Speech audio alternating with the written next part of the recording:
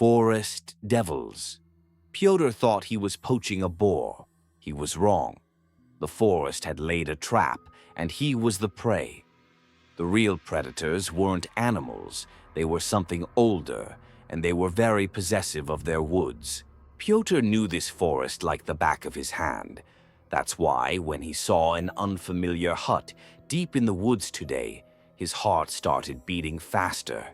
The house was old, the boards rotten in some places, the northern part of the roof covered in thick, soft moss. An old padlock hung on the door. Now that was strange. After all, forest houses, so-called zamki, are always open, so any hunter could stop there, spend the night under a roof. Such houses are a great help during long hunting seasons. Hunters who stay there always leave canned food, matches, dry firewood, and candles for others when they leave. Someone left supplies for you, and you leave some in return. A kind of mutual aid among colleagues, so to speak. Pyotr checked his map again. The Zaimka should be a few hours' walk away. He had been there more than once and remembered perfectly well what the house looked like. But here, where he was now, there was nothing but dense forest. Well, maybe I just got a little lost, Pyotr said aloud quietly, and headed towards the little house. He took a folding knife out of his backpack. While Pyotr was fiddling with the lock, he remembered what his mother had told him before he left for the forest. You, Pyotr, are up to no good. You've lived by the law your whole life, and now look at this. You're a poacher now. Mom, one boar more, one boar less. The forest won't disappear because of it, and they're paying good money. Mark my words, I hope no misfortune befalls you there. Pyotr finally managed the lock. The door creaked open. He decided to put his things inside the house and immediately go scout the area in the forest. He needed to find a boar feeding spot and set up a blind for himself. How fortunate that he had come across this Zaimka. He would have time to check everything out, put out some bait for the animals, and even get some rest. Pyotr quickly found the feeding spot and scattered bait there. He set up his blind in a small ravine next to a boulder. A perfect spot. The bark on the trees was scraped off, high up, meaning the animal was large. Pyotr needed a big male boar, just like that. Pyotr returned to the Zaimka, immediately prepared firewood to light in the stove after the hunt, and quickly had a bite to eat. Tearing off another piece of bread, he looked around the room. Strangely, the house seemed lower inside than it did from the outside. But the Zaimka was built solidly, a sturdy wooden floor, an equally sturdy wooden bed, a stone-lined stove, a heavy table, and 4 chairs. Seeing this for the first time, this isn't a Zaimka, it's a proper house, Pyotr said out loud. After eating, he lay down on the bed, placing his backpack under his head. He had an hour to rest.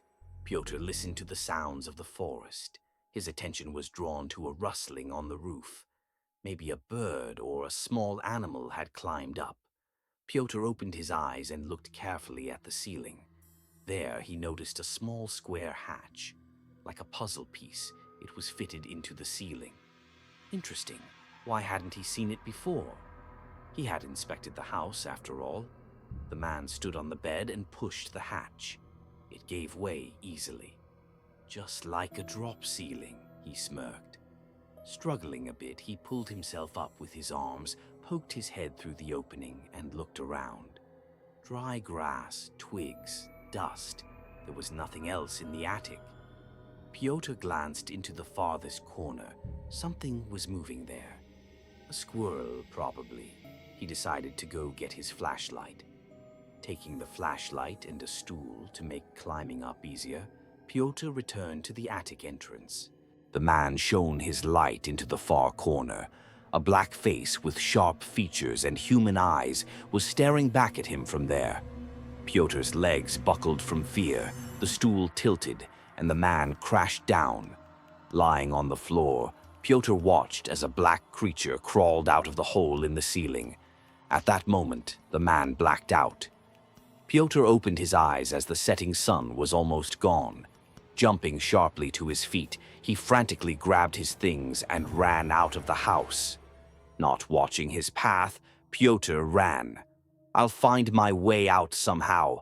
I won't get lost." After about 20 minutes, he ran out to a river. There, he sat on a rock to catch his breath. It was almost dark. The forest at night held many dangers, and he needed to find shelter. The only option was to settle by the river. He needed to light a fire. Pyotr heard the rumble of thunder in the distance. "That's all I needed," the man shouted in frustration. If it rained, there was only one option: to return to the forest house. A large raindrop fell on Pyotr's hand. The thunder grew louder, the rain intensified. Now he couldn't even find dry firewood, and without fire, surviving the night in the forest was impossible. Pyotr felt like a cornered animal. He was being forced to go back to the forest hut. A trap hut. Pyotr grinned grimly and trudged back. As he approached the Zymka, the rain was pouring down in sheets. Soaked to the bone, Pyotr entered the house. Without closing the door behind him, he illuminated the room with his flashlight. Empty, a stool and the attic hatch lay on the floor. "I'm coming in," Pyotr said confidently. He immediately struck a match and lit the firewood in the stove. Now he had to deal with the attic. The man climbed onto the stool and reluctantly peeked into the attic. It was empty. No one was there. "It was all my imagination," Pyotr spoke loudly, not showing his wild fear. "There are no devils here." But thoughts swarmed in his head, gathering into large clumps, and fear poured burning tar over it all. The viscous sludge in his head made it hard for Pyotr to concentrate. After dealing with the attic hatch, he sat on a chair, leaned against the wall, and listened to the sound of the rain. Pyotr tried to hear something besides the monotonous sound of falling drops. The hair on the back of his neck stood up when, through the drumming of the rain, he clearly heard footsteps. Someone walked across the roof and went quiet near the front door. Pyotr pressed himself into the chair. He had never been so scared in his life. A moment later, Pyotr saw eyes in the window. Again, those terrible eyes on a black, sharp-featured face. They were looking directly at the man. Pyotr squeezed his eyes shut and covered his ears with his hands, hearing only the beating of his own heart. Should he run outside or stay here? In the forest, you could hide somewhere, but in this house, you were definitely trapped. Pyotr carefully removed his hands from his ears and slightly opened his eyes. Through the small window, which an adult's leg could barely fit through, a thin, black creature was squeezing itself. It pushed its long limbs through the window and, like a fly, settled on the vertical wall. The creature opened its mouth, revealing 2 rows of sharp teeth. The man didn't even have time to move when a second identical creature peered in through the window. It just as quickly entered the house and sat on the wall. How many were there? And if more of the same creatures were waiting for him outside, was there any point in running? Pyotr had been driven into a trap like a wild animal. Meanwhile, a third creature climbed through the window, and now they all slowly moved towards Pyotr. "Seems this is the end. Just make it quick," the man whispered quietly. The rain had stopped, and an owl could be heard hooting somewhere in the forest. Pyotr watched the creatures, mesmerized. Only now did he notice that they had little horns on their heads, like small kids. "Imps," Pyotr said aloud. "What do you want?" "Our forest," the creature on the wall whispered. "I'll leave. I'll never come back here.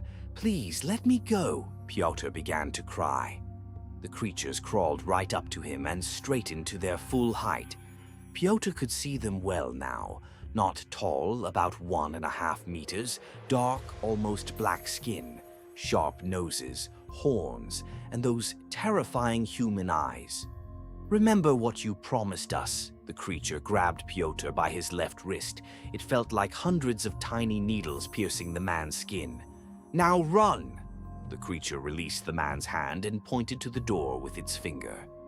Pyotr dashed out of the house and ran into the forest. He wasn't afraid of getting lost or falling prey to some predator.